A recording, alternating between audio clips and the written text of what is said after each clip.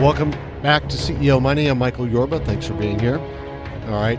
We're going to be bringing on Damon Burton, SEO National CEO. And Damon, welcome back to the show. Glad you're here. Thanks for having me again. All right, my pleasure. This is your regular day, so we're going to talk about marketing goals, what people should do to get the message out, how to grow their businesses in 2018, outsourcing, and net neutrality, right? Yeah, some good topics. Yeah, they're great topics. I mean, I've got a gentleman sitting in my office right now that's his one of his things. He needs to get the message out. Let's talk about these 2018 marketing goals as you would bring it to a new client. Yeah, I mean, there's so many intricate ways you can get exposure online that you kind of have to pick your endpoints and reverse engineer how you're going to get there. So you want to plan your trajectory and forecast what resources you'll need along your journey, whether that be productivity tools, software, reporting solutions. Those are all going to vary depending on your industry. And then even at some point, will you have to hire someone or outsource? Outsourcing is a whole other topic depending on what you want to get into, but I'm a big fan of knowing your time and outsourcing when you reach that threshold where it becomes valuable. When you meet with a new client, talk to me about the process as you go about actually mapping out what should be a 2018 marketing goal calendar. Sure. So my whole world is SEO. So in SEO, content is really valuable. What we do is we actually propose a 52-week content calendar. So business owners can kind of take the same approach. If you're planning on waking up and blogging every Friday, it just isn't going to happen. What you need to do is strategize ahead of time and maybe knock out a whole month's worth of blogs on one day. And to effectively do that, do your research ahead of time, do your heavy lifting up front, look at what your competitors are pushing out for content, and then map out a great topic for at least once per week throughout the entire year. Then when it comes time to writing, you can just jump right into it instead of having to figure out what you're going to write about. Makes sense. Makes plenty of sense. Outsourcing. You really have to outsource when you're either pushing the limits of how many hats you can wear. All the small business owners wear multiple hats, and that boils down to knowing the value of your time. What you want to do is know what you're good at, and equally important, know what you don't like doing or you're not good at, and outsource everything else. Kind of define your hourly rate. If you want to say you're worth $20 an hour, $50 an hour, $100 an hour, and anything that you can hire somebody to do less for your own hourly rate, do it. I get that the added expense of hired help doesn't sound appealing when you're on a budget, but more often than not, it quickly pays for itself. All righty. Give me an idea of where you want to go with this net neutrality, because that's a big hot topic. Sometimes it makes people really smile, and sometimes they're like, it really raises the hair on the back of their neck. Yeah, it's a sticky topic. We can kind of talk about potential cons and potential pros, and really it's just that, potential. Nobody knows definitively at this point.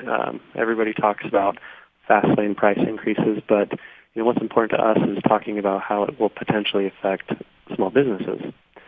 So potential cons, there's the fast lanes where people compare it to their entertainment, Netflix and Pandora, but the same thing could happen to access to cloud-based apps.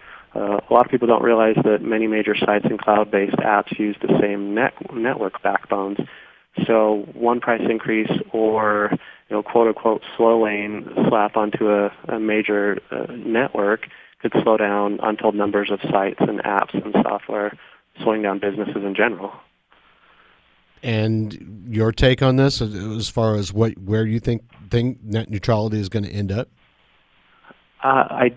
I don't think that it's going to be anything positive. There's so many directions it could go, and very few of them point to something positive. We can talk about the potential pros. Everyone that supports it says that it will lead to infrastructure investment, and that'd be great. But, there's so many articles out there, including a 2014 study that says that there was something around $400 billion that was collected by local phone and ISP providers for a fiber optic network that never came to fruition. So them saying they're going to invest in technology historically doesn't really support that happening. So it seems like the only chances of the only potential outcomes are, unfortunately, not in anybody's favor, especially small businesses. Really? Hi, Damon. It's Ed again. What would be the incentive for for lack of a term, the guardians of bandwidth to throttle excessive bandwidth users or and so on? What would be their incentive to do that? Would it be price-wise? Would it be incremental increases in cost? What would be the real incentive for them to do that? Obviously, I don't work in that world, but at face value, to me, it seems like, just a pricing advantage for them. They could stop on a price for a variety of reasons, which obviously benefits their bottom line. So from a business perspective, I get why ISPs are pushing this and technology companies, but it doesn't support technology growth like they're saying. So, they could say, all right, if you want the benefits of quicker download speeds, you have to pay more money. Or all of a sudden you could get a letter one day that says, hey, you exceeded your bandwidth, so you need to pay more money. So there's all sorts of gate checks that seem like they could be implemented at a moment's notice. So based on that, you say you have an oligopoly in place right now that potentially could throttle anybody by choice simply by almost holding them hostage as far as bandwidth is concerned? Absolutely. Yeah, and there's such a monopoly on that market that I don't know exactly how many companies there are, but it seems like there's only half a dozen. Technically there's more than that, but when you backtrack them all, it seems like it's just the same half a dozen companies at the top of the food chain. So even with that, people facing that possibility with the net neutrality issues, do you think we talked about additional investment. Do you think it's possible for newer players to get into the marketplace with a much more neutral, for lack of a better term, play for those people who are bandwidth users in lieu of throttling and or charging more? Do you see that as a greater opportunity for greater capacity?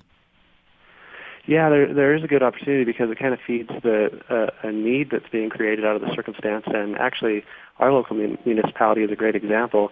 So in the greater Salt Lake City area, we have cities joining what's called Utopia, which is a group effort of local municipalities to offer their own fiber. And you're seeing that gain traction in other areas. I think Fort Collins, Colorado last week voted to move ahead with municipal fiber broadband network. And, from the little bit of information that I read about it, there was a lot of either time or money thrown at that from the ISPs to kind of shun that, and it still moved through. So it seems like it's gaining momentum where long-term these ISPs may shoot themselves in the foot. This is true. It looks like it may be a bigger move toward an open source form of ISP in lieu of the oligopoly you just mentioned a second ago. Yeah, and it's kind of funny how history repeats itself. The Internet was born out of a necessity for a different network, and it may force itself to rebirth again. We got about a minute left, and I want to change just a little bit here. There's a lot of things that you're going to be doing for us on our website so that you can push us up to the top of the page for any Google search for our needs. But give the listening audience some free tools to optimize their website. Just throw a couple of crumbs out there for the audience. Sure, happy to. So some of these will vary depending on what your site is built on, but it seems like a lot of sites these days are built by WordPress, which I'm a big fan of. So you want to optimize your site structure before you get into the external outreach and link building and getting people to creating the buzz around your site. First, you need a solid foundation. So make sure your site structure is efficient. Use a free tool like Yoast SEO for WordPress. Make sure it loads quickly. There's a free tool on a website called GTmetrix, metrix.com. That'll tell you what's slowing down your website and why and how to fix it. And then you can also improve your page load with improving how quickly your images load. Again, on WordPress, a good tool is called Smush, SMUSH, image optimization. And then the last one, you can look at openlinkprofiler.org. What that site does is it will tell you for free kind of where your competitors are getting links from and exposure from, and you can go in and try and replicate their same success. Thanks, Damon. We'll talk to you next week. My pleasure. Thank you. Damon Burton, President, SEO National. Thanks for listening to CEO Money, brought to you by Tycon Partners.